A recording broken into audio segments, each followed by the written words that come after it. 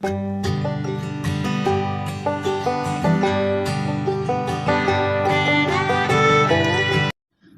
बच्चों। तो आज हम एक नया पाठ पढ़ेंगे और यह एक कविता है। कविता का शीर्षक है आया वसंत और इस कविता के कवि हैं सुमित्रानंदन पंत। सुमित्रानंदन पंत हिंदी साहित्य में छायावादी युग के 4 प्रमुख स्तंभों में से एक हैं। इस युग को जयशंकर प्रसाद, महादेवी वर्मा, सूर्यकांत त्रिपाठी निराला और रामकुमार वर्मा जैसे कवियों का युग कहा जाता है।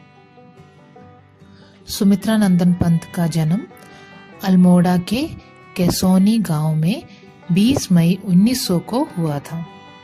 उनका व्यक्तित्व भी आकर्षण का केंद्र बिंदु था।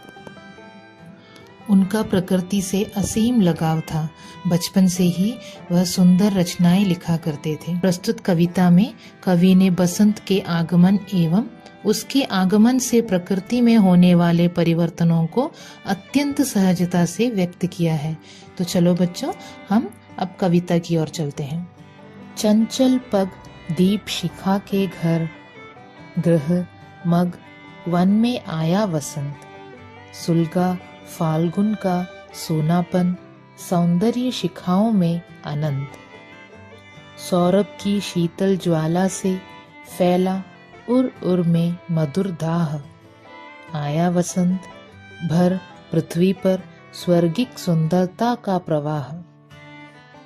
पल्लव पल्लव में नवल रुधिर, पत्रों में मांसल रंग खिला। आया नीली पीली लौ से, पुष्पों के चित्रित दीप जला।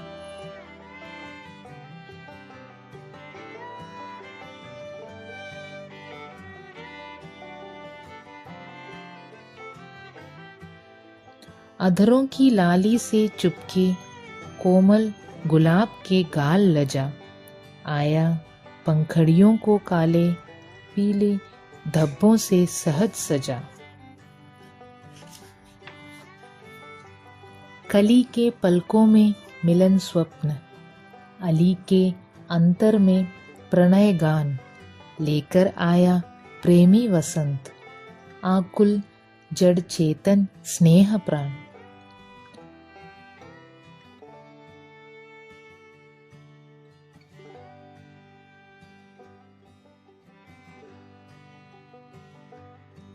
काली कोकिल सुलगा उर में, स्वरमयी वेदना का अंगार। आया वसंत, घोषित दिंगत करती भर पावक की पुकार। आ प्रिय निखिल ये रूप रंग, रिलमिल अंतर में स्वर अनंत। रचते सजीव जो प्रणय मूर्ति, उसकी छाया आया वसंत।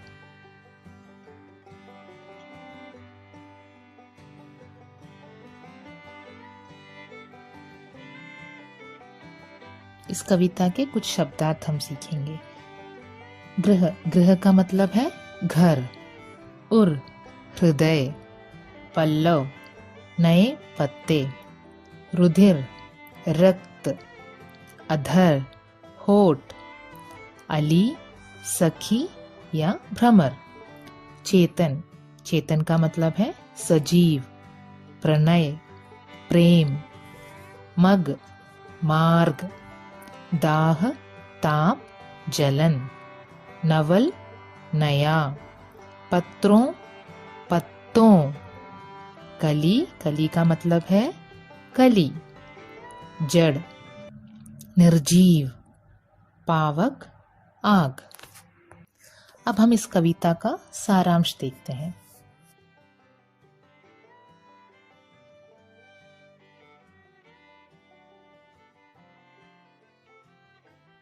कविता का सारांश।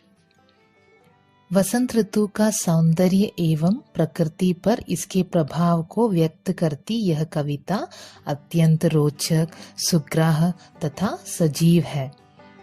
कवि प्रकृति पर वसंत के प्रभाव को चित्रित करते हुए लिखते हैं कि चंचल कदमों से वसंत का आगमन हो चुका है। उसे घर, मार्ग, वन कहीं भी देखा जा सकता है। उसकी सुगंध से सबका हृदय आनंद से भर गया है। पृथ्वी पर स्वर्ग सी सुंदरता छा गई है। पत्तों में नए रक्त का संचार हो उनका रंग खिल गया है और नीली पीली लौ के समान रंग बिरंगे फूलों से पृथ्वी खिल उठी है। कलियों की आंखों में मिलन का स्वप्न है तथा भौरों के हृदय में प्रेम का संचार हो गया है। काली कोयल के हृदय से निकली वेदनामयी कूक वसंत के आगमन की घोषणा कर रही है। मानव जैसी प्रेम की मूर्ति की कल्पना करते हैं, ठीक उसी के रूप में वसंत आ गया है।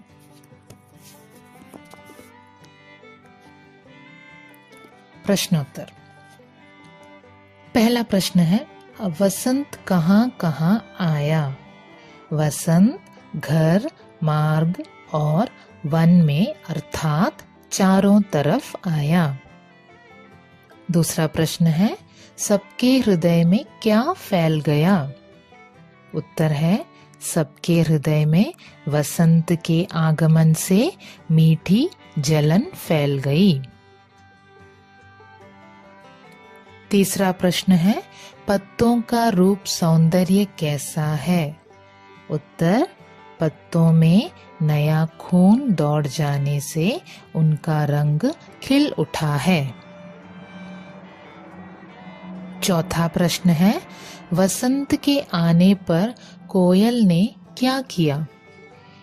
काली कोयल अपने हृदय में पीड़ा का अंगार जलाकर चारों दिशाओं में वसंत के आगमन की सूचना देने लगी। अगले प्रश्न की ओर चलते हैं। वसंत के आने से पृथ्वी पर स्वर्गिक सुंदरता कैसे आई? उत्तर है, वसंत के आने से चारों तरफ स्वर्गिक आनंद छा गया। फाल्गुन मास का सोनापन प्रारंभ हो गया। हवा के शीतल झोंके से सबके हृदय आनंद से भीग उठे।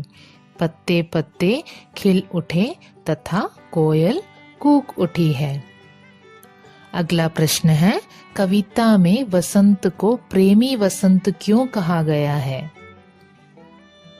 तो हम जब इसका उत्तर लिखेंगे तो पहले ये लिखेंगे, कविता में वसंत को प्रेमी वसंत इसलिए कहा गया है क्योंकि वसंत के आगमन पर हर वस्तु पुलकित हो उठती है।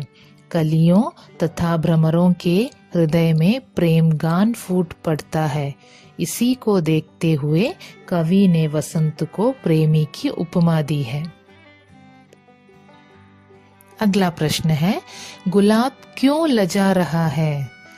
गुलाब इसलिए लजा रहा है क्योंकि उसके कोमल गाल होठों की लाली से चुपके से जा मिले थे।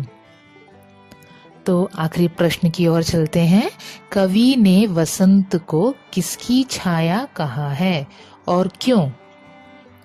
वसंत उत्तर है, वसंत को सृष्टि के रचयिता ईश्वर की छाया कहा गया है क्योंकि जिस प्रकार ईश्वर जीवन की रचना करते हैं उसी प्रकार वसंत प्रकृति में नवजीवन का संचार करते हैं।